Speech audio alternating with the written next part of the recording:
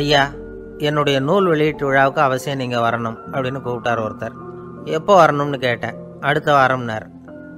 சரி, புத்தகம் தயாராகிட்டுதா அப்படின்னேன். நாளைக்கு தான் அச்சிக்க கொடுக்க போகிறேன்னார். என்னங்க இது, புத்தகம் அச்சிடுறதுக்கு முன்னாடியே அழைப்புதழை அச்சடிச்சு விட்டீங்களே அப்படின்னு கேட்டேன். அதனால் என்னங்க, அந்த காலம் மாதிரி அப்போல்லாம் அச்சுக்கலை எவ்வளவோ முன்னேறியாச்சுங்க. Linotype, monotype, phototype, laser, இப்படி என்னென்னமோ வந்தாச்சு. இன்றைக்கி கொடுத்தா நாளைக்கே புத்தகம் தயார் அப்படின்னார். இப்படி இந்த அளவுக்கு முன்னேறி இருக்கிற இந்த அச்சுக்கலை ஆரம்பத்தில் எப்படி இருந்தது தெரியுமா? அந்த காலத்தில் காகிதம்னா என்னென்னே தெரியாது. அப்படி ஒன்று கண்டுபிடிக்கப்படவே இல்லை. அப்போல்லாம் எதையாவது ஒன்று எழுதணும்னா அதுக்கு ஆட்டு தோலை தான் பயன்படுத்தி இருக்கிறாங்க. கண்ணுக்குட்டி தோல் கூட அதுக்கு உபயோகப்பட்டு தான். ஐரோப்பாவில் இருந்த பாதிரியார்கள் தோலில் எழுதப்பட்ட புத்தகத்தை தயாரிக்கிறதுல ரொம்ப கெட்டிக்காரங்களாம். எகிப்து, அப்புறம் மத்திய தரைக்கடல் ஓரத்தில் உள்ள நாடுகள், இங்கெல்லாம் தோல் தான் எழுது பொருளாக பயன்பட்டு வந்திருக்குது. ஆனால் நம்ம நாட்டில் ஓலைச்சுவடிகளை எழுத்துக்கு பயன்படுத்தி இருக்கிறாங்க. எழுதுறதுக்கு தோலை பயன்படுத்தினவங்க பிறகு பேப்பரைஸ் அப்படிங்கிற கோரை புல்லை அதுக்கு பயன்படுத்தினாங்களாம். இதெல்லாம் அப்படி கொஞ்சம் கொஞ்சமாக கண்டுபிடிச்சிட்டு வந்திருக்கிறாங்க. அந்த புல்லை கச்சிதமாக நறுக்க வேண்டியது, நல்லா பதப்படுத்த வேண்டியது, அதுக்கப்புறம் அதில் எழுத வேண்டியது, அவ்வளவுதான். பேப்பருங்கிற சொல்லே இந்த பேப்பைரஸ் அப்படிங்கிறதுலேருந்து வந்தது தான். அதுக்கப்புறம் தான் காகிதம் வந்தது. இதை முதல்ல சீன நாட்டில் தான் கண்டுபிடிச்சாங்க. அது வந்த பிறகு அச்சு எந்திரம் கண்டுபிடிக்க வேண்டிய அவசியம் ஏற்பட்டது. அதை கண்டுபிடிச்சவர் ஜெர்மானிய அறிவியல் அறிஞர் ஜான் கூட்டன்பர்க். அச்சுக்கலைக்கு அடித்தளம் அமைச்சவர் அவர் தான்.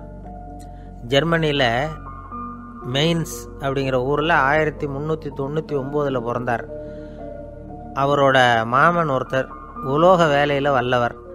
அவர்கிட்ட இந்த வேலையை கற்றுக்கிட்டார். அதோட வைர கற்களை பட்டை தீட்டுறதுலேயும் ரொம்ப தேர்ச்சி பெற்றிருந்தார். இளம் வயசுலேயே சும்மா இருக்க மாட்டாராம்.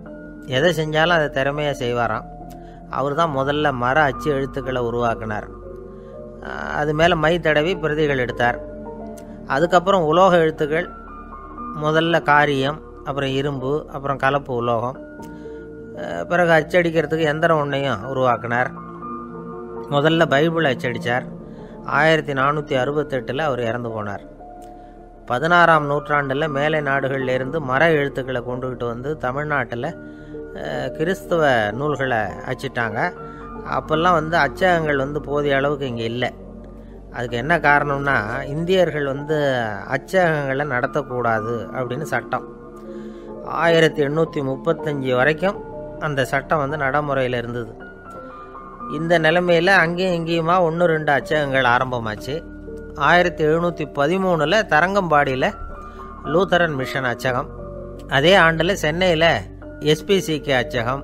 இது ரெண்டும் தான் இந்தியாவில் முதல்ல தொடங்கப்பட்ட அச்சகங்கள். ஆட்டுத்தோல்லையும் ஓலைச்சுவடியிலையும் எழுதப்பட்ட எழுத்துக்கள் இன்றைக்கி எங்கேயோ போயிட்டுது. ஆனால் நம்ம ஊரில் எழுத்தாளர்கள் நிலைமை தான் ஒன்றும் சொல்லிக்கிறது மாதிரி இல்லை.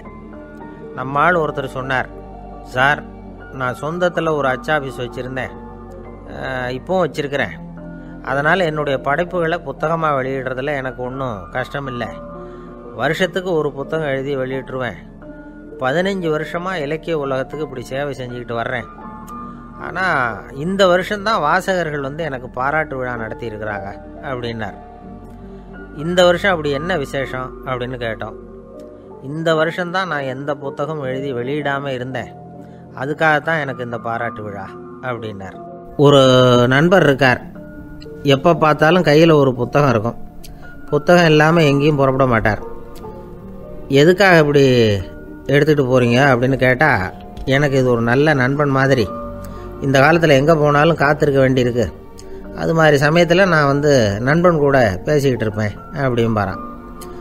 ஒருத்தர் ஒரு பெரிய அரச பதவியில் இருந்தார். அவர் பதவியிலிருந்து இறங்க வேண்டிய சூழ்நிலை. அரசு கொடுத்துருந்த வீட்டை விட்டுட்டு வெளியில் வர்றார். வரும்பொழுது 2 கையிலையும் 2 பெட்டியை எடுத்துகிட்டு வந்தாராம். சார், உங்களுடைய உடைமைகள் அப்படின்னு கேட்குறாங்க அங்கே இருந்த ஊழியர்கள். இவர் தன்னுடைய கையில் இருக்கிற பெட்டியை காட்டி, இதுதான் என்னுடைய சொத்து அப்படின்னாராம். ஒரு பெட்டியில் அவருடைய உடைகள், இன்னொரு பெட்டியில் அவர் விரும்பி படிக்கிற புத்தகங்கள். அவ்வளவுதான். இதுதான் இருந்துதான். புத்தகம் படிக்கிறது மனசுக்கு நல்லதுங்கிறது நமக்கு தெரியும். புத்தக வாசிப்பு உடம்புக்கும் நல்லதுங்கிறாங்க. அது நமக்கு ஆச்சரியமாக தான் இருக்குது. ஒரு நபர் ஒரு வருஷத்தில் சராசரியாக 2000 பக்கங்களை படிச்சிருக்கணுமா. யுனெஸ்கோ பரிந்துரை. ஆனால் நம்ம நாட்டில் நாம் சராசரியாக படிக்கிறது 32 பக்கங்கள், அவ்வளவுதான். இவ்வளவுக்கும் நம்ம நாட்டில் 6000க்கும் மேற்பட்ட நாளேடுகள், 2000க்கும் மேற்பட்ட இதழ்கள், மலர்கள், இவ்வளவு இருந்தும் சரியாக வரல. இந்த உலகத்தில் முதல் நூலகம் எங்கே எப்போ ஆரம்பமாச்சு தெரியுமா? கிமு 2500ஆம் ஆண்டில் அது ஆரம்பமாயிருக்குது. பாபிலோனியாவில் அமில் அணு அப்படிங்கிற அரசன் தான் நூலகத்தை உருவாக்கி இருக்கிறான். அப்போல்லாம் தாள் கிடையாது, களிமண் தான். களிமண் பலகைகளில் எழுதி அது தொகுத்து அப்படியே நூலாக்கி அதை நூலகத்தில் வச்சுருப்பாங்களாம்.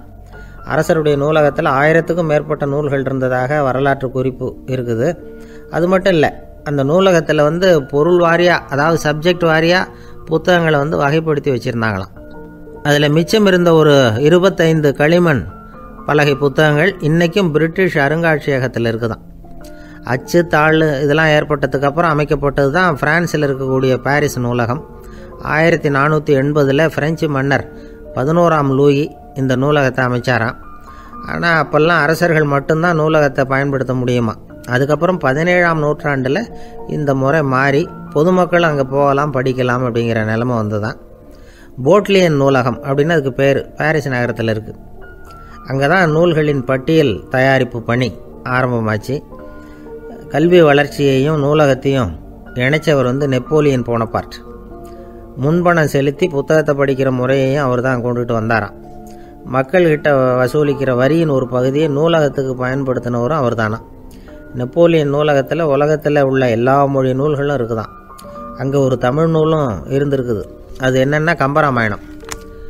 சோவியத் யூனியனுக்கு படையெடுத்து போனப்போ அங்கேருந்து லட்சக்கணக்கான புத்தகங்களை இந்த பனிச்சறுக்கு வாகனங்கள் இருக்குல்ல, அதில் கொண்டுகிட்டு வந்ததாக வரலாறு. அடுத்தபடியாக குறிப்பிட்டு சொல்லத்தக்க நூலகம் எதுன்னா பிரிட்டிஷ் நூலகம். மிக பழைய கையெட்டு பிரதியெல்லாம் கூட அங்கே இருக்குது. 1753 ஆரம்பமாச்சு. அதில் உள்ள நூல்களை வரிசையாக அடுக்கினா 180 கிலோமீட்டர் நீளத்துக்கு வருமா. மிகப்பெரிய நூலகம் அமெரிக்க தலைநகர் வாஷிங்டனில் இருக்குதான். இந்தியாவை பொறுத்த வரைக்கும் பெரிய பழைய நூலகம் எதுன்னா கல்கத்தா நூலகம். எல்லா இந்திய மொழி நூல்களும் இங்கே உண்டு. மகாகவி பாரதியார் நடத்தின இந்தியாங்கிற இதழின் எல்லா பிரதிகளும் அங்கே பாதுகாப்பாக இருக்குது. படிக்கும் பழக்கம் இங்கே வளர வேண்டியிருக்குது. ஒருத்தர்கிட்ட ஒரு புத்தகத்தை கொடுத்து விமர்சனம் எழுத சொல்லியிருந்தாங்க.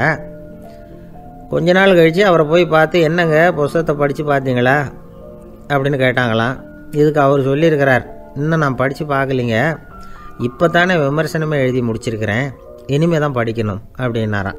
இப்போ ஒரு பெரிய வேலைக்காரன், ஒரு பெரிய செல்வந்தர், அவர் வீட்டில் வேலைக்காரன், அவர் ஒரு கோயிலில் பூஜை பண்ணணும், நாளைக்கு ஒரு வாழைத்தார் வாங்கிட்டு வாடான்னு அந்த வேலைக்காரன்ட்ட சொல்கிறார். வாழைத்தார் பூஜை பண்ணுறதுக்கு சாமிக்கு.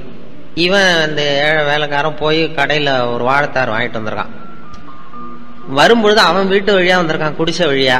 வீட்டில் குழந்தை கத்திக்கிட்டு இருக்கு. அவன் குழந்தை வாழ் கத்து பசியால் கத்திக்கிட்டு இருக்கு. உள்ளே போய் பார்த்தா பொண்ணு இல்லை, பசி தாங்காமல் குழந்தை கத்துது. இவன் என்ன பண்ணா, சரி ஒரு தார் இருக்கு, இதில் ஒரு பழத்தை பிச்சு கொடுத்தா அதில் என்ன குறைஞ்சிட போகுதுன்னு சொல்லி ஒரு பழத்தை பிச்சு அந்த குழந்தைக்கு கொடுத்தான். பசியோட அந்த குழந்தை அது சாப்பிட்டு அப்புறம் தூங்கிட்டுது. நிம்மதியாக பசி போச்சு. இவன் மெதுவாக கொண்டு போய், தெரியாமல் கொண்டு போய் முதலாளிகிட்ட கொடுத்துட்டான்.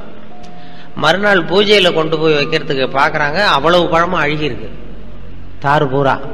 உடனே அவருக்கு சந்தேகம் வந்துட்டுது, ஏதோ தப்பு நடந்து போச்சு, தெய்வ குத்தம் நடந்துட்டுது, இது என்னடா பண்ண நேத்துன்னு சொல்லி கேட்டா இவன் உண்மையை ஒத்துக்கிட்டான். நான் வரும்பொழுது குழந்தை பசியோட கத்திக்கிட்டு இருந்தது, என் புள்ள ஒரு பழத்தை பிச்சு கொடுத்துட்டேன் அப்படின்னு தான் அவருக்கு கோவம் வந்துடுது. அடிச்சுட்டார். அப்படியே இருந்தாலும் வேற பழமாவது வாங்கி கொடுத்துருக்கலாம், சாமிக்குன்னு வாங்கிட்டு வந்த பழத்தை கொண்டு போய் கொடுத்தேடா, உனக்கு புத்தி இருக்கான்னு திட்டினாராம். சரி என்ன பண்ணுறது, போய் மன்னிப்பு கேட்டாராம். அப்புறம் சாமிகிட்ட, சுவாமி கடவுளே என்னை மன்னிச்சுங்க, உங்களுக்காக வாங்கிட்டு வந்ததை ஒரு குழந்தைகிட்ட கொடுத்துட்டான், இது எல்லாம் வீணா போச்சு அப்படின்னு. அப்போ அந்த கடவுள் சொன்னாராம், அப்படி இல்லைப்பா, நீ வாங்கிட்டு வந்த ஒரு தார் பழத்தில் நல்ல பழம் ஒன்னே ஒன்று தான், அதை நேத்தே நான் சாப்பிட்டுட்டேன் அப்படின்னாராம். நேற்று கொண்டு போய் இந்த குழந்தை வாயில் வச்சிருக்கிறான் பாருங்க, அது அந்த கடவுள் வாயில் வச்சது மாதிரி. நேத்தே நான் சாப்பிட்டுட்டேன் அந்த நல்ல பழத்தை, மற்றதெல்லாம் பிரயோஜனம் இல்லாத பழம்னு சொன்னாராம். இதை தான் விவேகானந்தர் சொல்றாரு, நீ கடவுளுக்கு செய்யணும்னா இப்படி ஏழை ஒரு பசியால வாழற குழந்தைக்கு கொண்டு போய் கொடு, அது நேராக கடவுளுக்கு போய் சேர்ந்துடும். அது மாதிரி கடவுள் நமக்கு உதவி பண்ணாலும் மனுஷ உருவம் தான். நாம அதுக்கு பண்ணாலும் இப்படிதான் பண்ணணும். ஒரு ஏழைக்கு உதவி செய்யறது, இல்லாதவங்களுக்கு கஷ்டம், அப்படித்தான் கடவுளுக்கு போய் சார். கடவுள்கிட்டே போய் நம்ம ஒன்றும் பண்றது இல்லை. இதுதான் அவர்கள் அந்த விவேகானந்தருடைய இது. ஏன்னா அவர் புற வளர்ச்சியும் அக வளர்ச்சியும் வேணும்னு சொன்னார். சுவாமி மத்தியானம் அங்க இதுல பூஜையில பேசிட்டு இருக்கும் பொழுது பார்த்தேன். சுவாமி அக வளர்ச்சி குறைஞ்சி போச்சு, புற வளர்ச்சி தான் நிறைய இருக்குன்னு சொல்லி பேசிட்டு இருந்தார். இன்னைக்கு படுற கஷ்டத்துக்கெல்லாம் அதுதான் காரணம். நம்ம புற வளர்ச்சி அதிகமா போயிடுது, அதனாலதான் கஷ்டப்படுறான். அந்த அந்த நிம்மதிக்கு என்ன வழி அப்படின்னா மனசை பக்குவப்படுத்துறதுங்கிறது ஆன்மீகம் நமக்கு சொல்லி கொடுக்கறது. மனம்ங்கிறது ஆன்மீகத்துல தோல்விங்கிறது ஒரு பெரிய வெற்றி. தோத்து போறதுங்கிறது ஏதோ நம்ம இதுன்னு வருத்தப்படுற விஷயம் இல்லை. அதாவது புற வளர்ச்சியில தான் வெற்றிங்கிறது, வெற்றி ஜெயிக்கிறது சந்தோஷம். அக வளர்ச்சியில தோத்து போறதுதான் சந்தோஷம். அது எப்படின்னா, இப்போ இப்போ என்ன எடுத்துங்களா, நான் இப்போ எனக்கு இப்போ என் பேரன் இல்ல குழந்தை பேர பிள்ளையோட விளையாடி நான் தோத்து போறேன். ஒரு 5 வயசு பேரனோட நான் தினம் விளையாடுறேன், அதுல நான் தோத்து போறேன். அது எனக்கு ஜெயிக்கிறத விட சந்தோஷமா இருக்கு. தோத்து போறதுதான் உண்மையான சந்தோஷம்ங்கிறத தெரிஞ்சுக்கிறதுக்கு எனக்கு 60 வருஷம் ஆயிருக்கு. இதுதான் ஆன்மீகத்தினுடைய அடிப்படையும் அதுதான் சொல்றாங்க. மனதுக்கு பிடித்தமானவர்கள்ட்ட விளையாடி தோத்து போறதுக்கு பாருங்க, அது ஜெயிக்கிறத விட சந்தோஷமான விஷயம். குழந்தைங்கிறது ஒரு உதாரணத்துக்கு. உங்களுக்கு மனதுக்கு பிடித்தமான பெரியவர்களா கூட இருக்கலாம், மனசுக்கு பிடித்தமானவர்களிடம் விளையாடி தோற்று போவது ஜெயிக்கிறத விட சந்தோஷம். அந்த தோத்து போற கலையை கற்றுக்கொள்ளுங்கள். அதுதான் ஆன்மீகத்தினுடைய ரகசியம். அது எப்படி தோத்து போறதா, இழக்கிறது 2 வகை. ஏதாவது இழக்கிறதுக்கு தயாரா இருக்கணும். இப்போ ஒருத்த ஒரு காய்கறி வாங்கறதுக்கு 100 ரூபா பணத்தை எடுத்துட்டு போனான் மார்க்கெட்டுக்கு. 100 ரூபா பணத்தை எடுத்துட்டு போறான். அவனுக்கு பிடித்தமான காய்கறியை வாங்கினான். வாங்கி பையில எல்லாத்தையும் போட்டுக்கிட்டு பையில பாக்குறான், பணத்தை காணோம். 100 ரூபா பை ஓட்டா இங்கே விழுந்துட்டு வழியில. ஆசையா வாங்கின காய்கறியை திருப்பி அவன்கிட்ட கொடுத்துட்டு வெறும் பையோட வரான். ஏன்னா 100 ரூபா பணம் இங்கே விழுந்துட்டு. போய் அழுதுட்டே போறான். அன்னைக்கு பூரா அவனுக்கு நிம்மதி இல்லை, ராத்திரியும் தூங்கல. ஏன் என்னாச்சுன்னு அந்த அம்மா கேட்குது, வீட்டுல எல்லாம் போயிட்டுது போ அப்படின்னு சொல்லி படுத்துட்டான். அன்னைக்கு தூக்கமே வரல, 100 ரூபா நாசமா போயிட்டுதுன்னு. அதே போல கொஞ்ச நாள் கழிச்சு மறுபடியும் அதே மாதிரி 100 ரூபாயோட போயிட்டு இருக்கான் காய்கறி வாங்க ஒரு தடவை. அப்போ ஒரு குழந்தை அழுதுகிட்டு இருக்கு, பசியால கத்திக்கிட்டு இருக்கு. உடனே இவன் அந்த குழந்தைய 2-3 குழந்தைகள் கத்திக்கிட்டு இருக்கு, அதை அழைச்சிட்டு போய் அதுக்கு சாப்பாடு வாங்கி கொடுத்து எல்லாத்தையும் இந்த 100 ரூபா பணத்துக்கு இவன் காய்கறி வாங்க போனது அது சாப்பாடுலாம் வாங்கி கொடுத்துட்டு இப்பவும் வெறும் பையோட வர்றான். காய்கறி வாங்க முடியல, வாங்கி கொடுத்துட்டு வந்துட்டான். இப்பவும் வெறும் பையோட வந்தது. ஏன் இப்பவும் 100 ரூபா தொலைஞ்சு போச்சா அப்படின்னு கேட்டிருக்க அந்த அம்மா. ஆமா இப்பவும் போயிட்டுது, பணம் செலவு போயிட்டுதுன்னு இருக்கான். அப்போ அந்த நடந்த விஷயத்த சொல்லியிருக்கான். அப்ப அந்த வீட்டுக்கார அம்மா சொல்லிச்சான், நீ முன்னாடி ஒரு தடவை போனப்பயும் 100 ரூபாய இழந்திருக்க, இப்ப போனப்பயும் 100 ரூபாய இழந்திருக்க. ரெண்டுமே இழப்பு தான். அன்னைக்கு நீ அன்னைக்கு தூக்கம் கெட்டு போச்சு, உனக்கு தூங்கவே முடியல, அழுதுகிட்டு இருந்த. இன்னைக்கு நீ நிம்மதியா தூங்குற. இன்னைக்கு என்ன 2 இழப்புக்கும் என்ன வித்தியாசம் அப்படின்னு கேட்டுதான். அப்பதான் அவன் யோசிக்க ஆரம்பிச்சிருக்கிறான். அப்ப அந்த அம்மாவே சொல்லிச்சான், அதாவது பொருள்கள் நம்ம இழந்து விட்டால் அது துன்பம், நாம் பொருள்களை இழந்து விட்டால் அது இன்பம். அதாவது பொருள் நம்மை விட்டு விலகி போகுது. அதுல முதல்ல பொருள் இவனை விட்டு விலகி போச்சு. ரெண்டாவது இவன் பொருளை விட்டு விலகிறதுக்கு தயாரா இருந்தான், விலகனான். இந்த நுணுக்கத்தை தான் ஆன்மீகம் நமக்கு போதிக்குது. ரெண்டுமே இழப்பு தான். இந்த 2வது இழப்பை தான் விவேகானந்தர் வலியுறுத்துறார். இப்படி இழக்கிறதுக்கு தயாரா இருக்கும் அப்படிங்கறது அவர் சொல்லி கொடுக்குற நுணுக்கம் தான். இப்ப ஒரு ரயில்ல போயிட்டு இருக்கான் ஒருத்தன். ஒரு ரயில்ல போயிட்டு இருக்கும்போது ரொம்ப ஆசையா அவனுக்கு இந்த செருப்பு விதவிதமா போட்டுக்கிறதுல ஆசையா எங்கெங்கயோ தேடி பிடிச்சி அவன் எதிர்பார்த்த செருப்பு கிடைச்சிட்டுது. காலணிகள் வாங்கிட்டு வந்துட்டான். வாங்கிட்டு இதுக்காகவே செலவு பண்ணிட்டு போய் ஒரு ஊர்ல வாங்கிட்டு திரும்பி ரயில்ல வந்துகிட்டு இருக்கான். அந்த அழகான அவன் எதிர்பார்த்த காலணிகள் செருப்போட அதை ரொம்ப பெருமையா எதிரில் உட்கார்ந்துருந்தவர்கிட்ட காட்டியிருக்கான். இந்த பாரு எங்கேயுமே கிடைக்காது இந்த செருப்பு, இதை நான் போய் இதுக்காக செலவு பண்ணிட்டு நான் போய் வாங்கிட்டு வரேன் இந்த ஊர்ல அப்படின்னு இப்படி காட்டிட்டு இருக்கும்போது தவறி போய் ஒரு செருப்பு வெளில விழுந்துடுது. ரயில்ல விளையாட்டா காட்டிட்டு இருக்கும்போது தவறி போய் கை தவறி வெளியில விழுந்துடுது. ஒரு சின்ன அதிர்ச்சி, முதல் வினாடி ஒரு அதிர்ச்சி அவனுக்கு. ஏன்னா ஆசையா வாங்கிட்டு வந்த செருப்பு ஒண்ணு போயிட்டு, உடனே அடுத்த வினாடி என்ன பண்ணா பக்கத்துல இன்னொரு செருப்பு இருந்ததுல அதையும் தூக்கி வெளில போட்டான். ஏன்டா போட்டான்னா அது இப்போ ஒருத்தனுக்கு ஒரு செருப்பு இருந்தா யாருக்குமே பிரயோஜனப்படாது. எனக்கும் உபயோகப்படாது. உடனே இன்னொன்று போட்டா அதை எடுக்கிறவனுக்கு ரெண்டும் உபயோகப்படும்ல, அதனால தான் தூக்கி போட்டேன்ட்டான். இப்ப அந்த முதல் செருப்பு இழந்தது ஒரு வகை, அது அவனுக்கு அதிர்ச்சியை உண்டு பண்ணுச்சு. ரெண்டாவது செருப்பு இழந்தான் பாருங்க, அது அவனுக்கு நிம்மதியை உண்டு பண்ணுச்சு. இதுதான் இந்த ரெண்டு இழப்புக்கும் உள்ள வித்தியாசம். முதல் செருப்பு அது இவனை விட்டு பிரிந்தது, ரெண்டாவது செருப்பு அதை விட்டு இவன் பிரிஞ்சான். அந்த ரெண்டாவது வகை நுணுக்கத்தை கற்றுக்கொள்ளுங்கள்ங்கிறது தான் ஆன்மீகவாதிகள் நமக்கு நுணுக்கமா சொல்லி கொடுக்குறாங்க. இதுக்கு தயாரா இருங்கோ, நீங்க நிம்மதி இருக்கிற இடம் அதுதான், நிம்மதியை தேடி எங்கெங்கேயும் அலையாதீங்கன்னு சொல்லி கொடுக்குறாங்க. மனுஷன் இன்னைக்கு நிம்மதியா இருக்கணும்னு நினைக்கிறான், மகிழ்ச்சியா இருக்கணும்னு நினைக்கிறான். ஆனா அது எங்க இருக்குன்னு தெரியல. அது இந்த உள்ள இருக்குங்கிறத இவங்கெல்லாம் பெரியவர்கள்லாம் சொல்றாங்க. உள்ளதான் இருக்குது, வெளியில போய் தேடிட்டு இருக்காதே அதை அப்படின்னு சொல்லி. அந்த மனசை எப்படி கட்டுப்படுத்துறது, மனசை கட்டுப்படுத்துறது ரொம்ப கஷ்டம். அதுதான் அருள் தந்தை வேதாத்திரி மகரிஷி சொல்லுவார், மனதை கட்டுப்படுத்துறதுக்கு முயற்சி பண்ணாதீங்க, மனதை அடக்க நினைத்தால் அது அலையும், அறிய நினைத்தால் அது அடங்கும் அப்படின்னு சொல்றாரு. மனசை புரிஞ்சுங்க, அது அடங்கிரும். அதை அடக்கிறதுக்கு முயற்சி பண்ணாதீங்க, அது அலைய ஆரம்பிச்சிரும் அப்படின்னு அவர் சொல்லுவார். அந்த மனசு அவ்வளவு கஷ்டப்படுத்தும் நம்மளை. மனசை கட்டுப்படுத்துறது ரொம்ப கஷ்டம். ஒரு பையன், நான் மனசை கட்டுப்படுத்துறது என்ன சார் பெரிய காரியம்னு இந்த காலத்து பையன் ஒருத்தன், நான் கட்டுப்படுத்துறது என்ன பெரிய விஷயம் அப்படின்ட்டு கிளம்புனான். போய் நேரா அங்கிருந்தா மனசு சிந்தனையெல்லாம் செதறுது, நடு காட்டுல போய் யாரும் இல்லாத இடத்துல போய் உட்காந்துக்கிறேன், மனசை கட்டுப்படுத்த போறேன்னு ஒரு மரத்தடியில போய் உட்காந்துட்டான். காட்டுல உட்காந்துட்டு அப்படியே நிக்கிறான், மனசை கட்டுப்படுத்துறான்.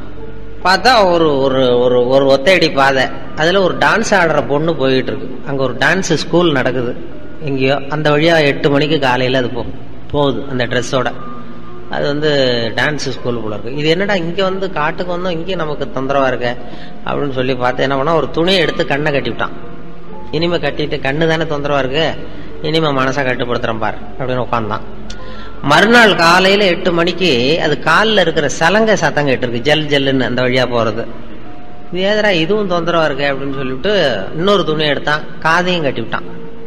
காதையும் எரி கட்டியாச்சு, கண்ணையும் கட்டியாச்சு, இனிமே மனசை கட்டுப்படுத்துறேன் அப்படின்னு உட்காந்தான். 3வது நாள் காலையில 8 மணிக்கு அது தலையில வச்சிருக்கிற பூ வாசனை அடிச்சிருக்கு. 8 மணிக்கு இது எதிரா இது வேற வம்பா இருக்குன்னு மூக்கையும் கட்டிவிட்டான்.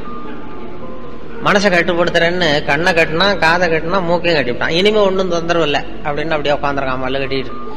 4வது நாள் காலையில 8 மணி ஆச்சு. கரெக்டா 8 மணிக்கு இவன் மனசு நினைச்சுதான், இந்நேரம் அவ போய்கிட்டு இருப்பா அப்படின்னு நினைச்சான். அதை எப்படி கட்டுப்படுத்துறது? அதுக்கு எந்த துணியை வச்சு கட்டுறது? அதுக்குதான் ஆன்மீகம் என்கிற துணி தான் உங்களுக்கு உபயோகப்படும் அப்படின்னு பெரியவங்க சொல்றாங்க. அந்த மனதை கட்டுப்படுத்துறதுக்கு ஆன்மீகம் என்கிற துணி தான் உங்களுக்கு. வேற சும்மா இந்த சாதாரண துணியெல்லாம் வச்சு கண்ணை கட்டுறது, காதை கட்டுறதுலாம் சரியா வராது. மனசுங்கிறது அப்படி. மனசை நிம்மதி குறைவுக்கே காரணம் அதுதான். அடுத்தவங்களுக்கு உதவி செய்கிறது மூலமா உங்க மனசுக்கு ஒரு ஆனந்தம் கிடைக்குது இல்ல, அதுக்கு எல்லாம் கிடையாது. அதுக்கு இப்ப ஜாங்கிரி மாதிரி 10 100 சாப்பிட்டேன், இனிமே எரிச்சல் வந்துட்டுது, நான் இது வரைக்கும் 100 பேருக்கு உதவி பண்ணிவிட்டேன், 101வது பேருக்கு உதவி செய்யறதுக்குள்ள எனக்கு எரிச்சல் வந்துட்டுதுன்னு சொல்ல மாட்டாங்க. வர வர அது ஆனந்தம் அதிகமாகிட்டே இருக்கும். மனிதனுடைய வாழ்க்கை களிப்பில் தொடங்கி மகிழ்வில் தொடர்ந்து ஆனந்தத்தை நோக்கி செல்ல வேண்டும். அதுதான் மனிதனுடைய வாழ்க்கை போக வேண்டிய முறைன்னு சொல்லுவாங்க. அதுதான் ஒரு விவேகானந்தர் அதுதான் சொல்றாரு. நீங்க அடுத்தவங்களுக்கு செய்யற, ஆண்டவனைக்கு உச்சரிக்கிற உதடுகளை விட அடுத்தவருக்கு உதவி செய்கிற கரங்கள் மேலானவை அப்படின்னு சொல்றாரு. அந்த இதுதான் அந்த ஆன்மீகம்ங்கிறது அந்த வகையில தான் சொல்றது உண்டு. ஏன்னா ஆன்மீகம்ங்கிறது புற வளர்ச்சி, அக வளர்ச்சிங்கிறத பத்தி அவங்க சொல்லிட்டு இருந்தாங்க. அக வளர்ச்சிங்கிறது ரொம்ப முக்கியமான விஷயம். அது இப்ப ஒரு ஓட்டப்பந்தயம் நடக்குது. ஒரு ஓட்டப்பந்தயத்துல ஆளு ஒருத்தன் ஜெயிக்கிறதுக்கு ஓடிட்டு இருக்கான், அவன் தான் ஜெயிக்க போறான். அந்த நேரத்துல பின்னாடி வந்துட்டு இருந்த ஒருத்தன் தடுமாறி கல்லு தடுக்கி கீழே விழுந்துடுறான், குப்புற விழுந்துடுறான்.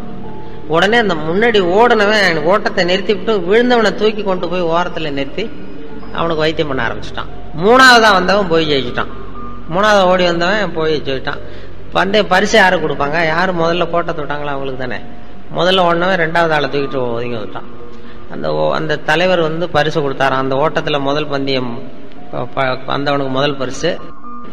இந்த முதல்ல இப்ப சொல்றேனே, இவனுடைய தோல்விதான் மிகப்பெரிய வெற்றி. இதுதான் ஆன்மீகத்துக்கு அடிப்படை. தோற்று போக கற்றுக்கொள்ளுங்கள்னு சொல்றது. ஆன்மீகம் தோல்வியில தான் வெற்றி இருக்கும். புற வாழ்க்கையில ஜெயிக்கிறது தான் சந்தோஷம். அந்த நுணுக்கமான விஷயங்களை தான் ஆன்மீகம் வந்து நமக்கு சொல்லிக் கொடுக்குது. அதை பற்றி இப்போ நிறைய பேர் இப்போ தான் சிந்திக்க ஆரம்பித்திருக்கிறார்கள். அது மாதிரி நிறைய இருக்குது. இந்த நேரம் என்ன சொன்னாங்க, 8:25 முடிக்கணும். அதாவது ஆரம்பத்தில் கேட்டேன் சாருக்கிட்ட, எவ்வளோ நேரம் சார் பேசணும் அப்படின்னா, நீங்கள் எவ்வளோ நேரம் வேணாலும் பேசுங்க, நாங்கள் 8:30 எழுந்திரிச்சு போயிடுவோம் அப்படின்னு சொல்லி, அதை அப்படி சொல்லலையே தவிர கொஞ்சம் நாகரிகமாக சொன்னார், வேற வார்த்தையில். நாங்கள் வழக்கமாக 8:25 முடிச்சிருவோம் சார், 8:30 அப்படின்னு சொல்லி அவர் கொஞ்சம் பயமுறுத்தினார். இந்த நான் வந்து வழக்கமாக அந்த கொஞ்சம் வேடிக்கையா பேசி இருந்தாலும் இங்க இருக்கிற உங்களுடைய முகத்தையெல்லாம் பார்க்கும்பொழுது கொஞ்சம் ரொம்ப தீவிரமாக சிந்திக்கக்கூடியவர்கள், ஆன்மீகத்துல ஆழ்ந்து சிந்திக்கக்கூடிய கூட்டமாகவும் முகமாகவும் தெரிஞ்சுது எனக்கு. அதனாலதான் என்னுடைய கொஞ்சம் வேற விதமா போயிட்டேன். இல்லைன்னா கிச்சு மூட்டிகிட்டு இருந்திருக்கலாம் கொஞ்சம் வேடிக்கையாகும். இங்க இருக்கிற கூட்டத்தை பார்த்ததும் இது வந்து ஆன்மீக தேடல் அப்படிங்கிறது மாதிரி ஒரு மனசுல தோணத்தினாலதான் இது பண்ணோம். அப்படி உங்களையெல்லாம் சந்திச்சதுல ரொம்ப மகிழ்ச்சி. இந்த ஆன்மீகம் தான் இன்னைக்கு தேவை. இன்னைக்கு உலகத்துக்கு இன்னைக்கு அது குறைஞ்சு போனதுனாலதான் இன்னைக்கு வந்து வாழ்க்கையில நிம்மதி இல்லாம போச்சு, கஷ்டம் வந்துட்டுது எல்லாம் அப்படின்னு சொல்லுவாங்க. சகிப்புத்தன்மை, அந்த சினம் தவிர்த்தல். இவங்க தான் வேதாத்திரி மகரிஷி தான் சினம் தவிர்த்தல்னு பயிற்சி எல்லாம் கொடுக்குறாங்க. என்ன ஒரு தரம் சினம் தவிர்த்தல் பயிற்சி கொடுக்கறதுக்கு கூப்பிட்டாங்க மெட்ராஸ்ல ஒரு இடத்துல. நான் சொன்னேன், பயிற்சிக்கு வேணா வரேன் சார், பேசுறதுக்கு என்ன கூப்பிடாதீங்க அப்படின்னு. இல்லை நீ வந்து மனுஷன் கோவப்படாம இருக்கணும், ஆன்மீகத்துக்கு அதெல்லாம் ரொம்ப முக்கியமான ஒரு பண்பு, அதுக்கு உனக்கு தெரிஞ்சதை சொல்லிவிட்டு போ அப்படின்னாங்க. நான் வழக்கம் போல கதையை தான் சொல்லிட்டு வந்தேன். கோவப்படாம இருக்கிறதுனா, ஒரு பெரிய ஆளு ஜப்பானுக்கு போக வேண்டிய பிரயாணி, மீனம்பாக்கம் ஏர்போர்ட், லக்கேஜ் எல்லாம் தூக்கிட்டு ஜப்பானுக்கு போக வேண்டிய ஆள்.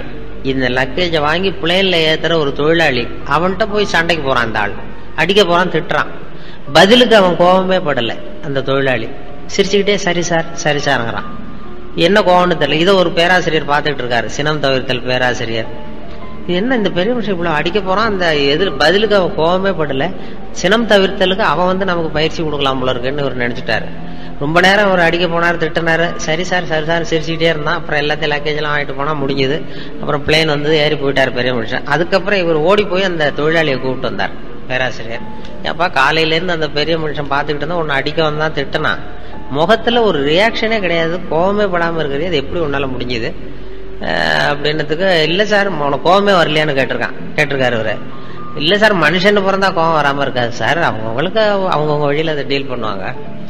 உனக்கு கோவம் வந்தது அந்த ஆள் திட்டும் பொழுது? நல்லா கோவம் வந்தது சார் அப்படின்னா. என்னடா பண்ண? அதுக்கு என்ன பண்ண? என் வழியில டீல் பண்றேன் சார். என்னடா பண்ண அப்படின்னா, ஒன்றும் இல்லை சார், அந்த அவர் வந்து ஜப்பான் போயிட்டு இருக்காரு, அவர் லக்கேஜ் எல்லாம் அமெரிக்கா போயிட்டு இருக்கு, மாத்தி ஆத்தி விட்டுருவோம் சார், நமக்கு என்ன இதுல பிரச்சனை, அனாவசியமா அவன்கிட்ட எதுக்கு சார் நம்ம போய் வம்பளக்கணும், டென்ஷன் ஆகக்கூடாது சார் அப்படின்னா. இதுதான் நான் அவங்க சினம் தவிர்த்தல் பயிற்சி முகாமில் ஒரு தடவை சொல்லிட்டேன் சென்னையில். அதுல இருந்து அதுக்கப்புறம் கூப்பிடுறதே இல்லை என்ன அவங்க. ஆமா, அதுக்கப்புறம் நானா போய் ஒரு தரம் கேட்டேன் ஒரு 5-6 வருஷம் கழிச்சு. அவர் ஏன் சார் சினம் தவிர்த்தல் கூப்பிட்டீங்களே, இந்த வருஷம் நான் மறுபடியும் வரட்டுமா அப்படின்னு. வேணாம் சார் நாங்க பாத்துக்கிறோம் சார், அது ஏதோ எங்களுக்கு தெரிஞ்ச வழியில நாங்க சொல்லி கொடுக்குறோம், நீங்க உங்க வழியில போயிட்டு இருங்க சார். அப்படி அந்த சினம்ங்கிறது, சினம் தவிர்த்தலுக்கு முறையான பயிற்சி கொடுக்குறாங்க அவங்க. அதெல்லாம் ஆன்மீகத்து பண்புகளை வளர்க்கறதுக்கு ஒரு பெரிய இது மாதிரி சகிப்புத்தன்மைங்கிறதும் ஒரு பெரிய விஷயம்.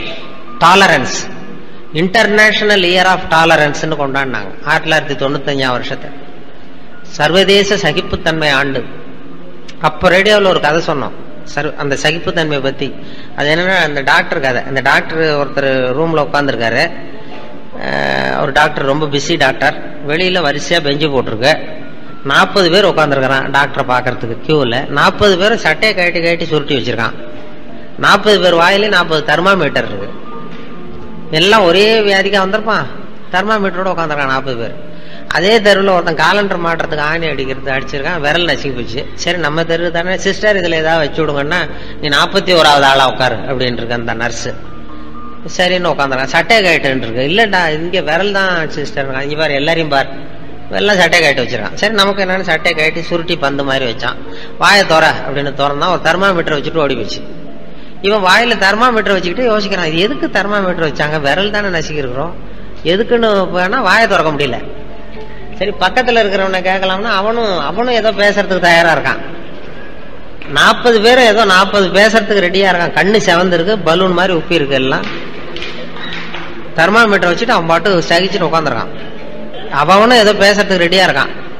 இது என்னடா பண்றதுன்னா ஒரு 10 நிமிஷம் சகிச்சுட்டு இருந்தாங்க. அப்புறம் அந்த நர்ஸ் ஓடி வந்து எல்லா தெர்மாமீட்டரையும் எடுத்துக்கிட்டு அவங்க டெம்பரேச்சர் இதெல்லாம் குறிச்சிக்கிட்டு டாக்டர் ரூமுக்கு ஓடி போச்சு ரெஜிஸ்டர் எடுத்துட்டு. அப்புறம் இவன் ஆரம்பிச்சான். இந்த 41வது ஆள் விரல் நசுக்கிட்டானே, உலகம் ரொம்ப கெட்டு போச்சுப்பா, எதுக்கு தெர்மாமீட்டர் வச்சு பாக்குறதுன்னு ஒரு விவசாயம் எல்லாம் போச்சு. நான் விரல் நசுக்கிட்டு தான் இதுக்கு போய் தெர்மாமீட்டர் வச்சு பாக்குறாங்க, இது உண்டு இல்லைன்னு பாத்துற போறேன், நான் விட போறது இல்லை, இது ஒண்ணு கத்துறான். அப்ப இந்த 40வது ஆளை அட்வைஸ் பண்றான். இதுக்கு முந்தின ஆள், இந்த பாருப்பா, இது சர்வதேச சகிப்புத்தன்மை ஆண்டு. சகிப்புத்தன்மைங்கிறது மனுஷனுக்கு வேண்டிய ஒரு முக்கியமான பண்பு, ஆன்மீகத்துல ரொம்ப அவசியம்.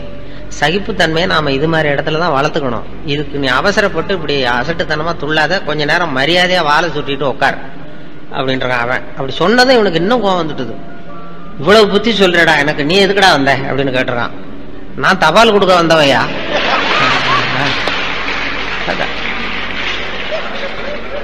நான் தினம் இப்படி வருவேன், சட்டையை கட்ட சொல்லுவாங்க, கட்டி வைப்பேன், தெர்மாமீட்டர் வச்சு பார்ப்பாங்க, பார்த்தா நான் பாட்டு கொடுத்துட்டு மறுபடியும் சட்டையை போட்டுட்டு லெட்டர் கொடுத்துட்டு போறேன், பெண்ணை கட்டு போய் எல்லாரும் சகிப்புத்தன்மை வளர்த்துங்கப்பா அப்படின்னு சொல்லிட்டு போனான். இதெல்லாம் நமக்கு ஆன்மீகத்துக்கு தேவை. சினம் தவிர்த்தல், சகிப்புத்தன்மை, இதையெல்லாம் வளர்த்துக்கணும். வளர்த்துக்கிட்டாதான் நம்ம இது பண்ணலாம். இல்லைன்னா இன்னும் அந்த கொஞ்ச நேரத்தில் உங்க சகிப்புத்தன்மைக்கும் அந்த எல்லாம் வந்துட்டு, அதான் 8:25 அவர் சொன்ன அது மாதிரி.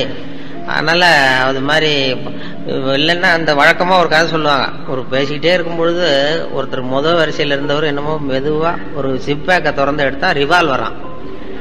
பேசணும், ஐயோ நிறுத்திட்டு, ஏன் சார் துப்பாக்கிலாம் காட்டி பயமுறுத்துறீங்க, போதும்னா நிறுத்திட்டு போறேன் அப்படின்னு. அப்பா அவர் சொன்னா, ஐயோ நிறுத்தாதீங்க சார், நீங்க பாட்டுக்கு பேசுங்க சார், இது வந்து உங்களை சொல்றதுக்கு இல்லை சார், உங்களை இங்க அழைச்சிட்டு வந்தவரை சொல்றதுக்கு அப்படின்னா. என்ன அழைச்சிட்டு வந்தவர் டாக்டர் இதை பக்கத்துல தான் இருக்கார். அவருடைய பாதுகாப்பும் ரொம்ப முக்கியம்ங்கிறதுனால அவருடைய பாதுகாப்பும் ரொம்ப முக்கியம். ஒருத்தர் தானா நம்ம மாதிரி ஒரு ஆளு நேரா ஒரு சைக்கியாட்ரிஸ்ட் கிட்ட போனான், மனோதத்துவ டாக்டர் கிட்ட. சார் நான் ஒரு முக்கியமான ஒரு கேஸ் உங்ககிட்ட வந்திருக்கேன்றான். அவரு மனோதத்துவ டாக்டர், என்னடா உனக்கு கேஸ்னா, நான் செத்து போயிட்டேன் சார் அப்படின்றான். மனோதத்துவ டாக்டர், நான் செத்து போயிட்டேன் டாக்டர் அப்படின்னு தான் அவன் புரிஞ்சுக்கிட்டார். இது நம்ம கிட்ட வர்ற கேஸ் தான் இது. நீ இல்லடா நீ உயிரோட இருக்கப்பா அப்படின்னு இருக்காரு. இல்ல சார் உங்களுக்கு தெரியல, நான் செத்து போயிட்டேன், எனக்கு தெரியுது நல்லா அப்படின்றான். அவரு நினைச்சுட்டாரு இது வாழும்போதே செத்து போகிறதுன்னு ஒரு பெரிய தத்துவம் சொல்றாங்க. இவன் வாழும்போதே செத்து போறேன்னு சொல்றானே, செத்துட்டேங்கிறானே, இவனை எப்படியாவது சரி பண்ணணும். நம்மளை விட்டா இங்க டாக்டர் மனோதத்துவ டாக்டர் வேற யாரும் கிடையாது. இவனை எப்படியாவது இவனை வந்து பண்ணின, இவனை திருத்தி காட்டுறேன் அப்படின்னு சொல்லி என்கிட்டயே சவால் விடுறியானே, உன்னை வந்து நான் நீ உயிரோட இருக்கேங்கிறத நான் இப்ப காட்டுறேன். இந்த மாதிரி கிள்றான் பாரு, வலிக்குதா, வலிக்குது, எனக்கு கிள்றான் வலிக்குது, அதனால 2 பேரும் உயிரோட இருக்கோமா. இல்ல டாக்டர் உங்களுக்கு ஒன்னும் புரியலங்கிறான். என்னென்னவோ பண்ணி நான் பேசிக்கிட்டு இருக்கேன்டா, நான் பேசுறேன், நீ பதில் சொல்ற, அதனால 2 பேரும் உயிரோட இருக்கோம்ப்பா அப்படின்னா. அதெல்லாம் உங்களுக்கு ஒன்றும் தெரியல டாக்டர், நான் செத்துட்டேன் டாக்டருங்கிறான். அவருக்கு ஒரு பெரிய சவாலா போச்சு அந்த டாக்டருக்கு. நீ என்னடியா உன் வேலையை காட்டுற, இரு பாரு அப்படின்னு சொல்லிட்டு ஒரு ஊசி எடுத்தார். இத பாடுறா, உயிரோட இருக்கிறவன் உடம்புல ரத்தம் வரும் இல்லையா, வரும் டாக்டர் ஒத்துக்கிறேங்கிறான். அப்படியே இரு, மேற்கொண்டு போவாத, உயிரோட இருக்கிற உடம்புல ரத்தம் வரும், சரிதானே, சரிதான், டபார் அப்படின்னு அவன் தன்னுடைய கையிலேயே ஒரு குத்து குத்துனாரு ஊசியால. ரத்தம் வந்தது, பாத்தியா ரத்தம் வருது, நான் உயிரோட இருக்க, ரத்தம் வருதா, வருது டாக்டர் அப்படின்னா. உன் விரல கொண்டா அப்படின்னு சொல்லி அவன் விரல ஒரு குத்து குத்துனாரு, ரத்தம் வருது, பாத்துக்கோ ரத்தம் வந்துடுது. இப்ப என்ன சொல்ற, என்னை பத்தி என்ன நினைக்கிற, என்கிட்ட வந்து இந்த போடு போடு அப்படின்னு இருக்காரு. அப்ப அவன் சொன்னான, உண்மையிலேயே வந்து நீங்க ரொம்ப திறமையான டாக்டர் தான் சார், ரொம்ப கெட்டிக்கார டாக்டருங்கிறத ஒத்துக்கிறேன் அப்படின்னு இருக்கான். எப்படிடா சொல்ற அப்படின்னு இருக்காரு. ஒரு செத்து போன உடம்புல இருந்தே ரத்தத்தை எடுக்கிறீங்களே அப்படின்னா, அதான் வாழும் போதே செத்து போறவன். இததான் நம்ம இந்த காலத்துல பாக்குறோம். அன்பு அதிகமா இருந்தா அது எப்படி கெடுதல் பண்ணும் அப்படிங்கிற சந்தேகம் உங்களுக்கு வரலாம். தசரதன் கதை என்னாச்சு, கைகை மேல வச்சு அளவு கடந்த அன்பு, ராமன் வந்து காட்டுக்கு போறாப்புல ஆயிட்டுது இல்ல. தசரதன் எப்பேற்பட்ட அரசன். விஸ்வாமித்திரர் சொல்றார், என்ன மாதிரி முனிவர்களுக்கும் தேவர்களுக்கும் ஏதாவது கஷ்டம் வந்தா முதல்ல முருகன் கிட்ட போவோம், அப்புறம் பரமசிவனை போய் பார்ப்போம், அதுக்கப்புறம் திருமால் கிட்ட போவோம், அப்புறம் பிரம்மன் இந்திரன் இவங்களெல்லாம் போய் பார்ப்போம், இவங்களால எல்லாம் முடியலன்னா கடைசியில் அயோத்திக்கு வருவோங்கிறார். உன்னை விட்டா வேற கதி உண்டோ அப்படின்னு தசரதனை பார்த்து விஸ்வாமித்திரரே சொல்றார். அப்பேற்பட்ட அரசன் தசரதன் கைகேயி காலில் வந்து விழறான். உன் பாதங்களை தொட்டு கெஞ்சி கேட்டுக்கிறேன், ராமனை காட்டுக்கு அனுப்பாதேங்கிறான். தசரதனுடைய இந்த நிலைமைக்கு என்ன காரணம்? அவன் கைகை மேல வச்ச அளவு கடந்த அன்புதான் காரணம். இப்ப சொல்லுங்க, அன்பா இருந்தாலும் அது அளவுக்கு மீறி போனா கெடுதல் பண்ணுமா பண்ணாதா? அது மட்டும் இல்ல, அளவு கடந்த அன்பு நீதிக்கும் நியாயத்துக்கும் புறம்பான காரியங்களையும் செய்ய வச்சிரும். தசரதன் மிகச்சிறந்த நீதிமான், தர்மத்துக்கு விரோதமா ஒரு காரியமும் செய்யாதவன். அப்பேற்பட்டவன் தன்னுடைய மனைவியை பார்த்து என்ன சொல்றான் தெரியுமா? உனக்காக நான் என்ன செய்யணும் சொல்லு, செய்யறேன். ஒரு குற்றமும் செய்யாத ஒருத்தனை கொல்லணுமா கொல்றேன். மரண தண்டனை விதிக்கப்பட்ட ஒருத்தனை விடுதலை செய்ய சொல்றியா செய்யறேன். எந்த பிச்சைக்காரனையாவது கோடீஸ்வரனாக சொல்றியா ஆக்குறேன், அல்லது கோடீஸ்வரனை பிச்சைக்காரன் ஆக்கணுமா ஆக்குறேன் அப்படிங்கிறான். நீதிக்கு விரோதமான இந்த பாவங்களை செய்யறதுக்கு அப்பேற்பட்ட அரசன் எப்படி துணிஞ்சான்? மனைவி பேர்ல வச்ச அளவு கடந்த அன்புதான் காரணம். திரிசூலம், வஜ்ராயுதம், வாள் இதுகளால தாக்கப்பட்டா கூட அதையெல்லாம் கொஞ்சம் கூட லட்சியம் பண்ணாத ஒருத்த காமதேவனுடைய மலர் அம்புகள் தாக்குனா அதை அவனால தாக்கு பிடிக்க முடியல, விழுந்துடுறான். காமதேவனுக்கு உள்ள மகிமையே அதுதாங்கிறார் துளசிதாசர். அதனாலதான் பெரியவங்க எல்லாம் என்ன சொல்றாங்கன்னா, எதையும் அளவுக்கு மீறி செய்யாதேங்கிறாங்க. அப்பா, அம்மா, மனைவி, மக்கள் எல்லார் பேர்லயும் அன்பு அவசியம்தான். ஆனா அந்த அன்பு அறிவுக்கு புறம்பா இருக்கக்கூடாது, அளவுக்கு மீறி இருக்கக்கூடாது. அப்பதான் வாழ்க்கை சுகமா இருக்கும். இல்லைன்னா அவஸ்தை தான். அளவுக்கு மீறின அன்புங்கிறது புரியுது, அது சரி. அறிவுக்கு புறம்பான அன்புங்கிறது எப்படி? ஒரு தாய்க்கு ஜலதோஷம் அல்லது ஏதோ ஒரு தொற்று நோயின்னு வச்சுங்களேன். அந்த அம்மாவுக்கு தன்னுடைய குழந்தை பேர்ல அளவு கடந்த அன்பு. தனக்கு நோய் இருக்கு, அது அடுத்தவங்களுக்கு தொற்றக்கூடியது அப்படின்னு தெரிஞ்சிருந்தோம் அன்பை காட்டுறதுக்காக அந்த குழந்தைக்கு முத்தம் கொடுக்குறேன்னு தூக்கி வச்சுக்கிட்டு கொஞ்சம் ஆரம்பிச்சதுன்னு வச்சுங்க, அது நல்லா இருக்குமா? இதுதான் அறிவுக்கு புறம்பான அன்புங்கிறது. அது மாதிரி விலங்குகள் கிட்ட அன்பாயிருன்னு சொல்றோம். அதுக்காக புலிக்கு முத்தம் கொடுக்க முடியுமா?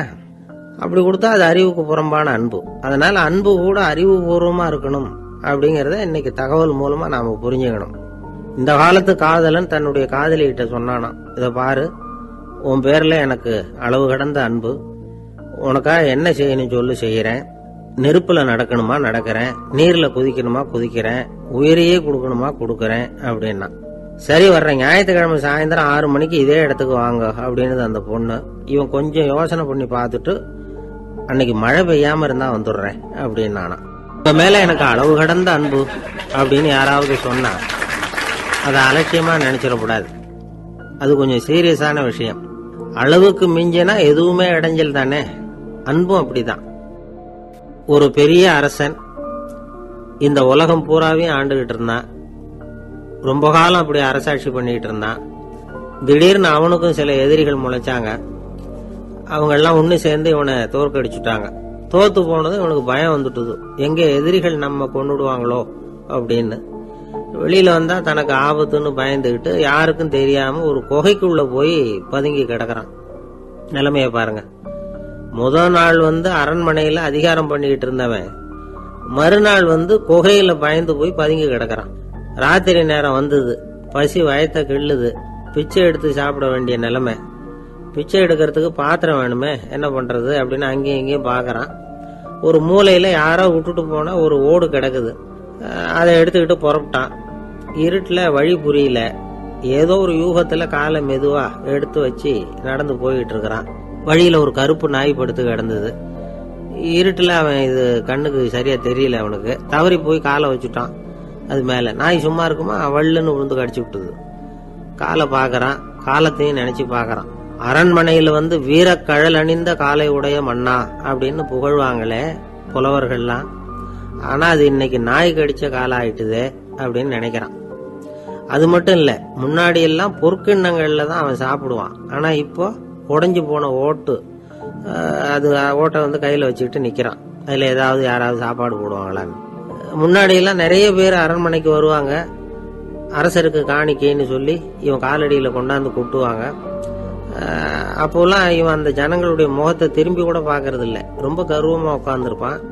அதே ஆளு இன்னைக்கு எல்லாரு கண்ணிலையும் படுறது மாதிரி பிச்சை எடுத்துக்கிட்டு இருக்கிறான்.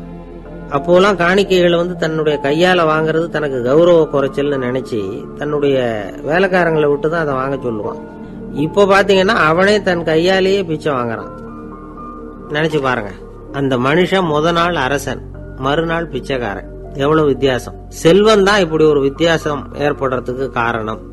அப்படிப்பட்ட செல்வம் வாழ்க்கையை நடத்துறதுக்கு நமக்கு தேவைதான். ஆனால் அதையே நாம் அடைய வேண்டிய பயனாக நினைக்கிறோம் பாருங்க, அதுதான் வேடிக்கை. இதை நம்மாழ்வார் அழகா ஒரு பாசுரத்தில் சொல்றார்.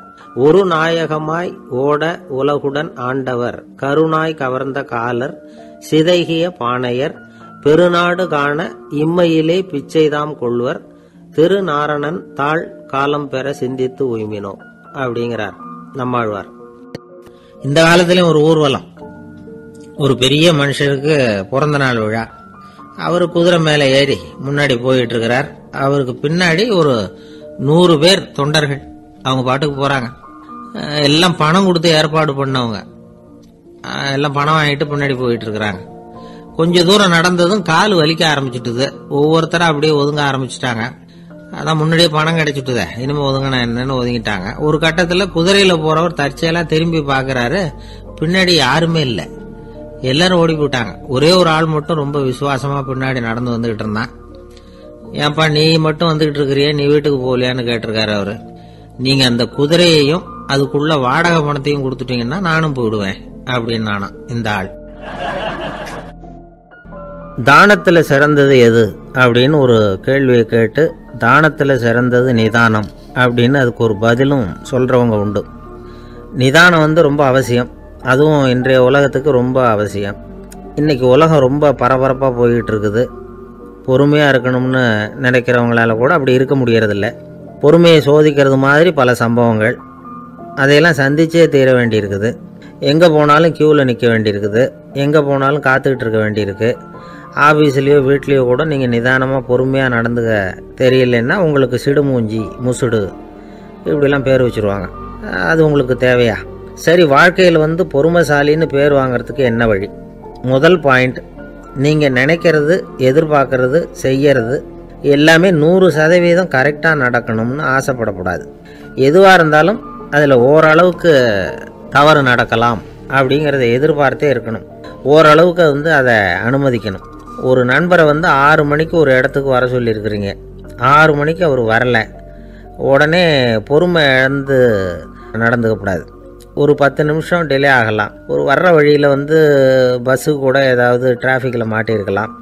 அதெல்லாம் எதிர்பார்த்தே கொஞ்சம் காத்திருக்கிறதுல ஒன்றும் தப்பு இல்லை. சில சமயம் டிலே ஆகிறது கூட நல்லதாக முடியும்.